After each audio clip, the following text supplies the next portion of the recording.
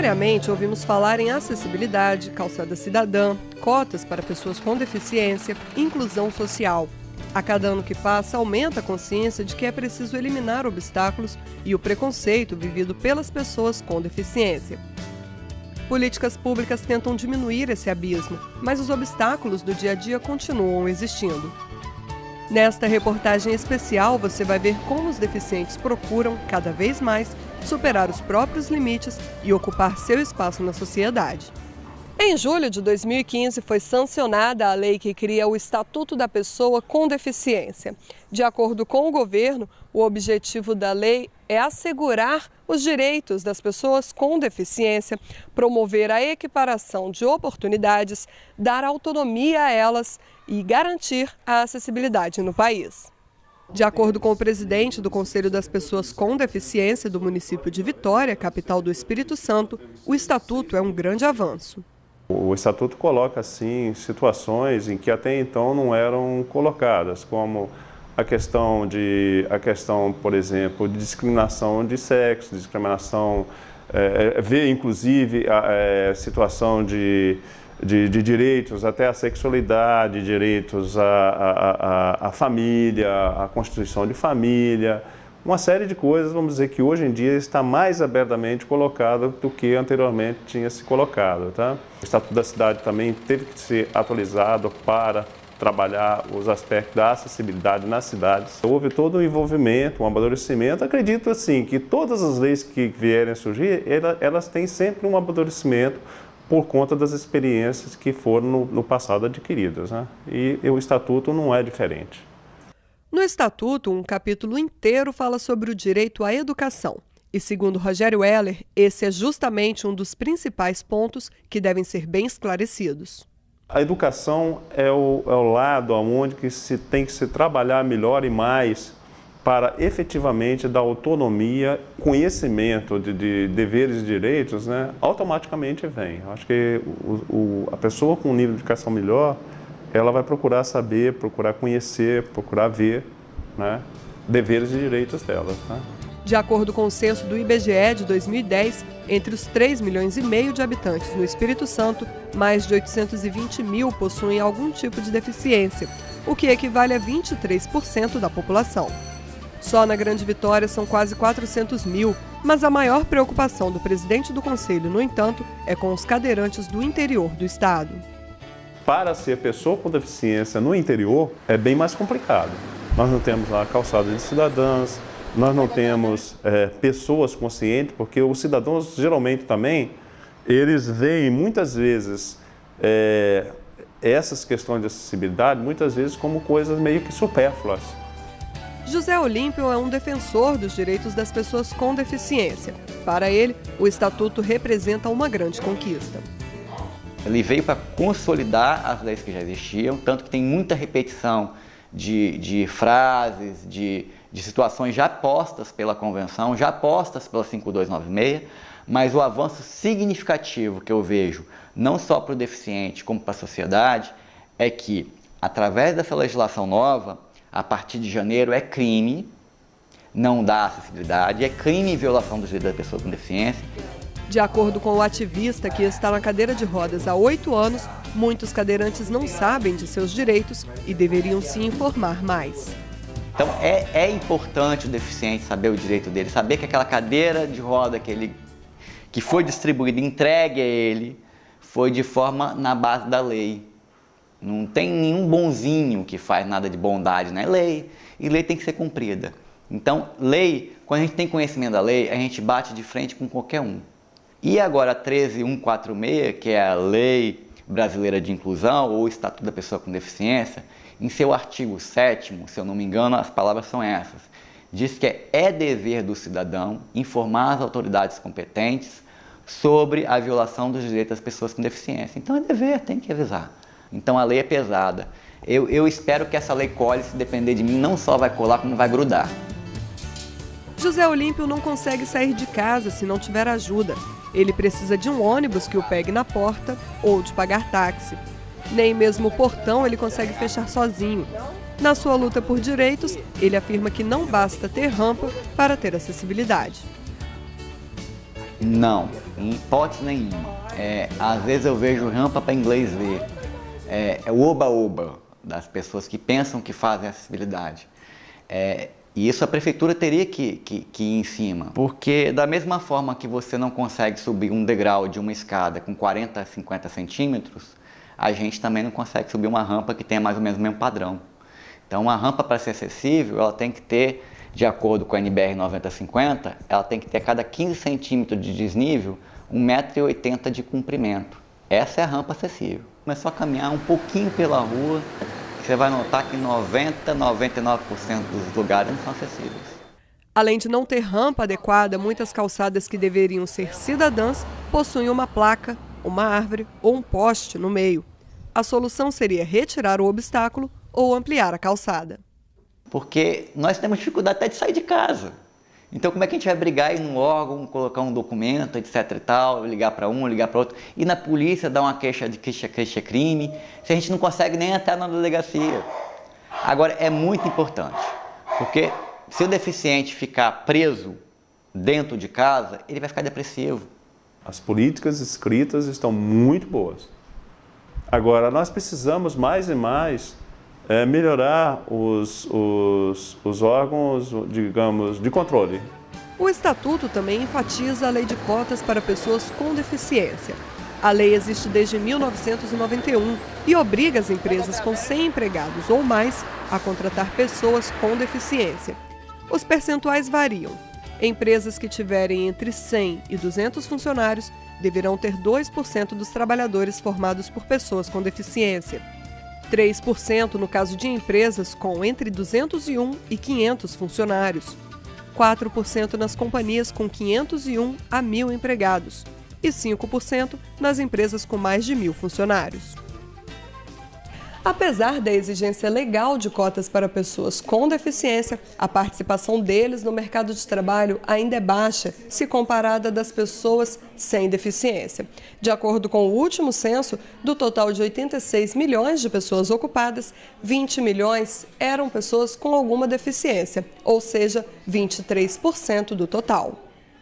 Uma das pessoas ocupadas é a Luciene. Há pouco mais de 2 anos, ela atua como operadora de telemarketing, fazendo atendimento por telefone ou e-mail aos usuários de transporte coletivo da Grande Vitória. Antes disso, ela passou por outros 3 empregos. E é a experiência assim, de você mostrar a capacidade que você tem, né? E isso é muito importante para nós. Além das dificuldades que a gente tem no dia a dia, a gente tem que demonstrar a capacidade e o que nós somos capazes de fazer e de enfrentar para mostrar à sociedade o interior, o conhecimento que nós temos, né? Que muitas vezes as pessoas ficam retraídas devido à deficiência de cada indivíduo. No trabalho, Luciene não enfrenta muitas dificuldades. Nós não nos vemos e eles também não nos olham com olhar de deficiente, né? Logicamente, às vezes tem uma necessidade maior de precisar de um auxílio por um obstáculo, né? Mas nada que não possa ser solicitado um help, uma ajudinha, né? Mas o olhar é normal para todo mundo. No setor dela trabalham outros colegas com deficiência, como a Clemíria, que fraturou o fêmur num acidente quando era adolescente e tem dificuldade para se locomover. A gente trabalha com telemarketing, né? Com atendimento ao público por telefone, então é muito bom ajudar quem está do outro lado da linha.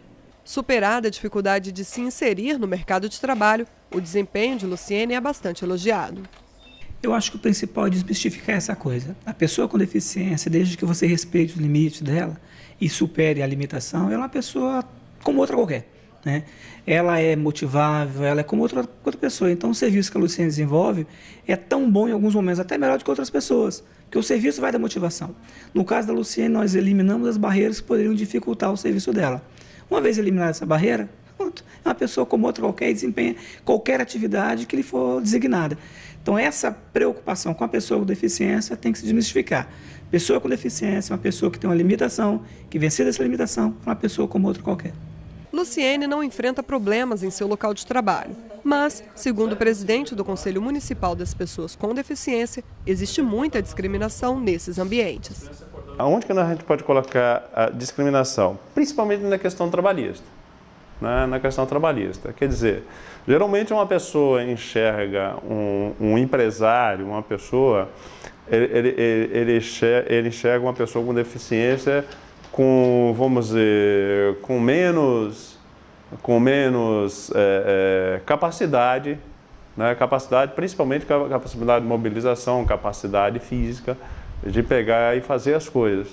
E o que a gente tem visto muitas vezes é que empresas que têm contratado pessoas com deficiência se surpreendem muitas vezes pela postura, pela produtividade, né? Porque as pessoas sabem da dificuldade de que é arranjar trabalho nessas condições. E muitas delas, compreendendo isso, tendo consciência disso, elas se esmeram e fazem e surpreendem esses empresários. O novo estatuto prevê que toda pessoa com deficiência tem direito à igualdade de oportunidades com as demais pessoas e não sofrerá nenhuma espécie de discriminação. Mas, para eles, a discriminação ainda é evidente. Bastante discriminação. Eu já entrei numa loja, a atendente me olhou de cabeça à ponta da cadeira e falou assim, nossa, né? E eu saí e fiquei quieto. Não, nesse ponto eu não ligo, eu não tenho problema nenhum em ser cadeirante. E nenhum mesmo. O que eu tenho problema é de não cumprir a lei e as barreiras não serem quebradas e eu não poder ter o direito de ir e vir. Luciene afirma que as dificuldades para trabalhar são praticamente nulas, mas, para chegar até o local de trabalho, ela sofre, não tanto com a discriminação, mas com a falta de acessibilidade.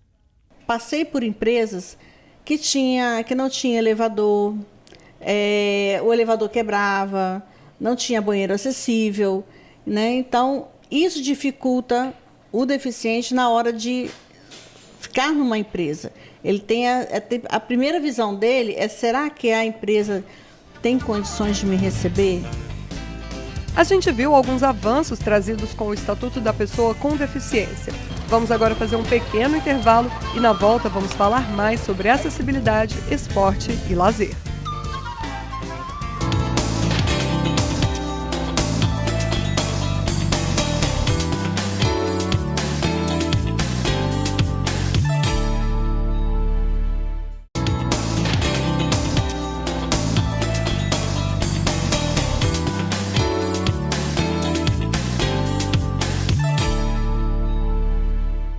Para ajudar muitos cadeirantes a se deslocarem, o governo do estado criou há 15 anos o programa Mão na Roda. O serviço atende às necessidades de cadeirantes e seus familiares em deslocamentos, contribuindo assim com a inserção deles nas diversas atividades da sociedade. O atendimento beneficia cadeirantes da Grande Vitória, inclusive Fundão e Guarapari. Normalmente, o deslocamento é para o trabalho, médicos, escola ou lazer. É um programa muito ativo, ele funciona todos os dias da semana, né, de 6 da manhã até a meia-noite, e ele trabalha nos mesmos critérios do Transcol, né, com a diferença que, no caso, a tarifa do Mão na Roda é gratuita, ele não cobra tarifa, e a pessoa tem que estar cadastrada. Existe um pré-cadastro, um pré-agendamento, em que o indivíduo que for usuário de cadeira de roda, né, o pré-requisito para usar o Mão na Roda é o indivíduo ser cadeirante. Se ele é dependente de cadeira de roda, ele mora na região metropolitana de Vitória, os deslocamentos são dentro da região, ele pode se cadastrar no serviço 0800 038 7077. Faz o cadastro, uma vez aprovado, ele está habilitado a solicitar o serviço. A frota do programa é composta por 25 veículos adaptados, que circulam mais de 140 mil quilômetros por mês. Os passageiros sobem e descem com a ajuda dos motoristas do programa. Shirley trabalha no Mão na Roda há quase 2 anos. Fazer nosso trabalho com muito amor, né? Que é o que nos mantém aqui. E é isso aí. Muito bom, gosto muito, amo o que faço. Trabalhar com cadeirante é um prazer para mim. Além do programa Mão na Roda, quase 100% da frota de ônibus que atende a Grande Vitória já está adaptada. E todas as linhas têm pelo menos um carro adaptado, né? Então, hoje, a pessoa com deficiência, ela conta com relação ao transporte na região metropolitana, além do porta-a-porta e do Mão na Roda, porta-a-porta de Vitória e do Mão na Roda, ela conta com 96% da frota adaptada. Em 1.700 e poucos ônibus, 96% adaptado. Douglas é um dos usuários do sistema de transporte da Grande Vitória, que conta com ônibus adaptados. Ele utiliza as linhas municipais. Quase todos os dias sai de casa e vai até um clube onde pratica natação. Dentro do ônibus não há problemas. Ele sobe pelo elevador, se posiciona, coloca o cinto de segurança e segue viagem. Para descer do ônibus, também conta com a ajuda do cobrador e segue seu caminho. O problema que o Douglas enfrenta, no entanto, começa antes mesmo de ele chegar ao clube. É ao sair de casa. Nós estamos aqui no bairro onde ele mora e vamos até a casa dele. Sabe o que a gente tem que fazer? Subir essa escadaria. É no meio da escadaria que fica a casa de Douglas, que está na cadeira de rodas há 8 anos. Para sair, ele precisa de ajuda, então quase sempre liga para um vizinho e faz o pedido. Alô? Pode vir aqui dar uma ajudinha aqui? Tá, obrigado. Para passar pelo portão, um só não é o suficiente, então outro vizinho vem ajudar.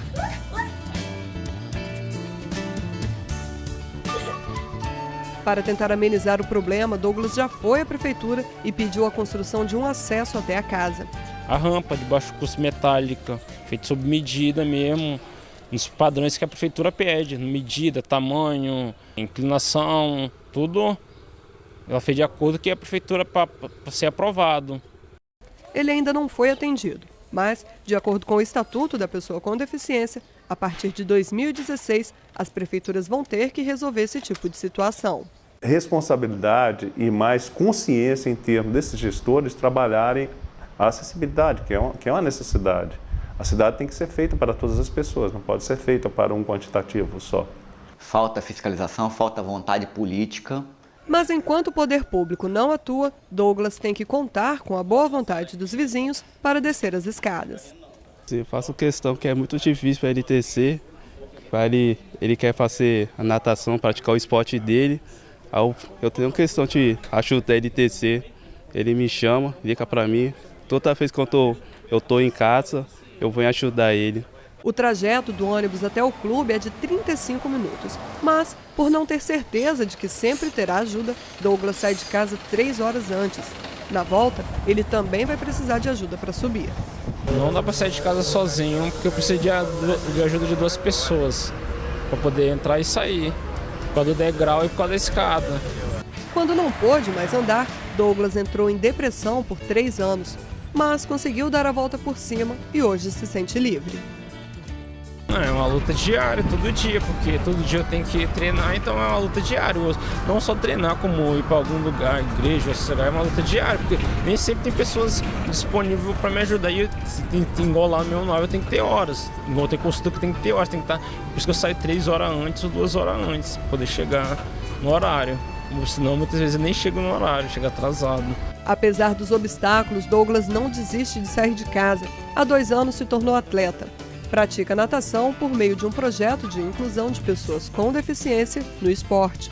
O treino de quase 2 horas acontece de segunda-feira a sábado. É uma superação que valeu a pena, por eu ter entrado em depressão e por 3 anos muitos me davam como incapaz. Hoje eles me vi fazendo isso aí, a forma física que eu adquiri é surpreendente e maravilhoso, e saber que vale a pena, pela todas as dificuldades, igual vocês viram lá, eu chegar aqui e me sinto feliz por passar essas barreiras todo dia. Eu gosto dessas lutas porque fazem se tornar um vencedor. O projeto existe há 15 anos e atualmente atende cerca de 60 alunos, sendo 20 atletas. Em relação à autoestima e essa ressocialização, e também em relação à saúde física, que acaba também influenciando na saúde mental, então isso é muito perceptível. Assim. E o objetivo principal a partir desse trabalho de socialização é fazer com que a pessoa com deficiência se sinta incluída na sociedade, né? O esporte tem algo que para eles é muito importante, que é o fato deles conseguirem ter uma autoestima em função daquilo que normalmente eles são vítimas de preconceito, que é o fato de não ter um braço, uma perna, não movimentar parte do corpo.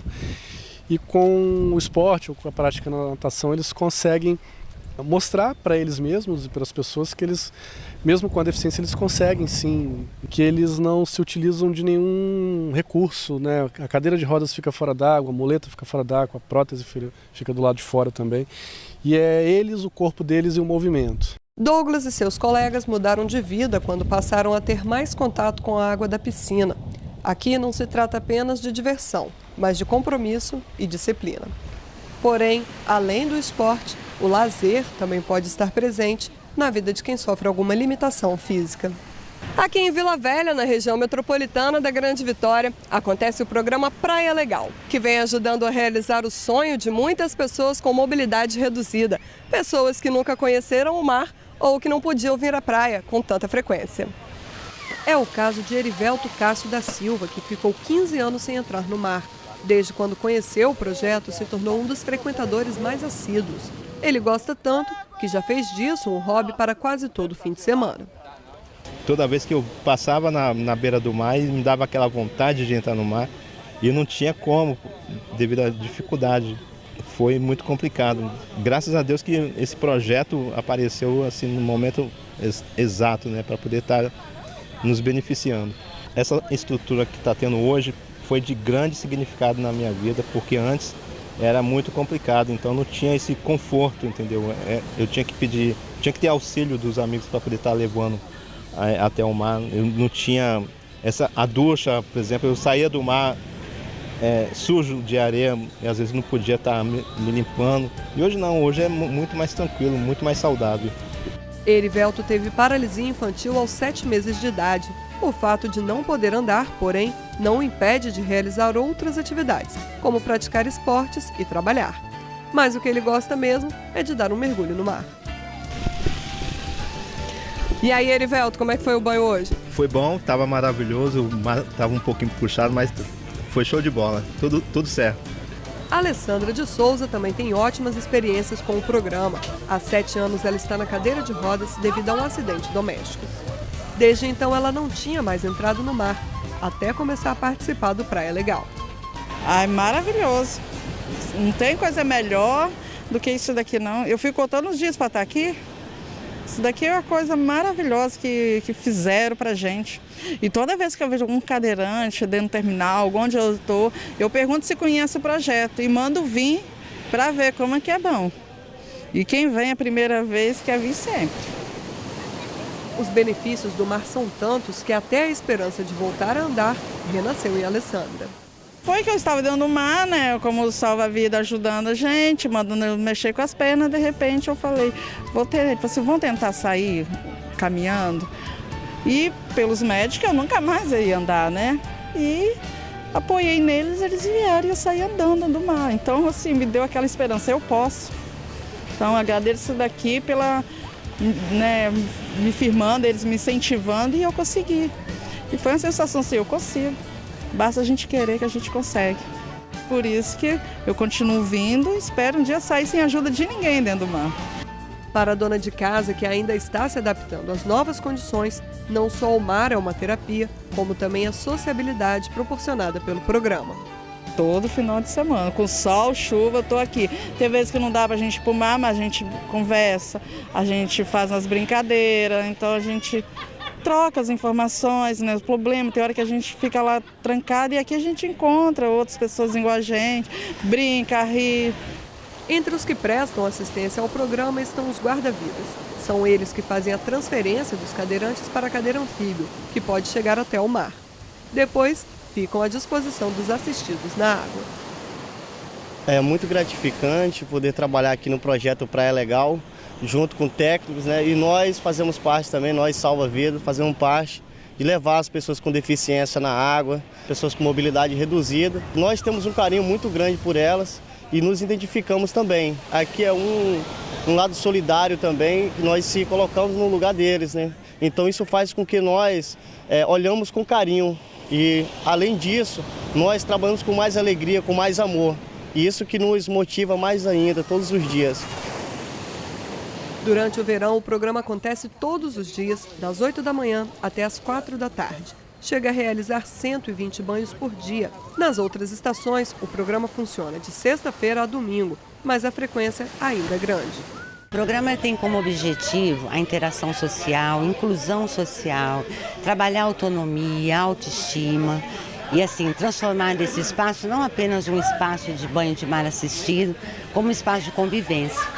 Foi um espaço conquistado, voltado assim depois de muitas lutas, né? Até porque eles ficavam na calçada vendo as pessoas tomar banho de mar e após toda essa adequação, toda essa adaptação, eles têm esse acesso garantido. Então estaremos aqui aguardando com a maior alegria.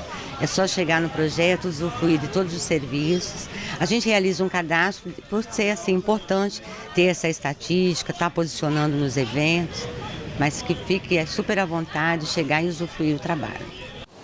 Erivelton, Alessandra, Douglas, Rogério, José, todos eles são apenas alguns exemplos de pessoas que, apesar das dificuldades, estão tentando levar a vida da forma mais comum possível. Com os exemplos deles, podemos perceber que a qualidade de vida está diretamente ligada à inclusão nos ambientes familiar, social ou profissional. A pessoa com deficiência está totalmente apta, desde que capacitada, está totalmente apta para trabalhar, para produzir. Me sinto feliz, me sinto renovado, entendeu? Acho que reencontrar o mar, sentir o cheiro do mar é diferente. Que dentro do mar a gente precisa de cadeira. Então a gente sair da cadeira e ficar ali dentro é uma coisa muito boa, uma sensação maravilhosa. Você prova a cada dia o quanto que você pode ser feliz.